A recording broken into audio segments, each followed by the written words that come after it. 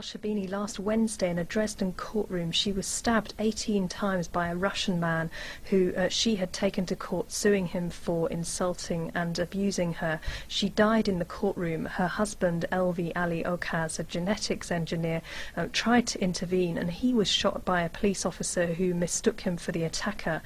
As I said, El-Sherbini died in the courtroom. Her body was then flown back to Cairo and then to her hometown of Alexandria, where the funeral took place on Sunday, and a huge response there. Thousands of people came out, and they have basically named her the headscarf martyr, saying that she is a victim of racial violence towards Muslims in Europe. This story has really dominated the headlines in Egypt, and there's been criticism at Germany's response. That's right. A criticism in Germany that Germany hasn't recognised this for what many say is for sure a racial attack.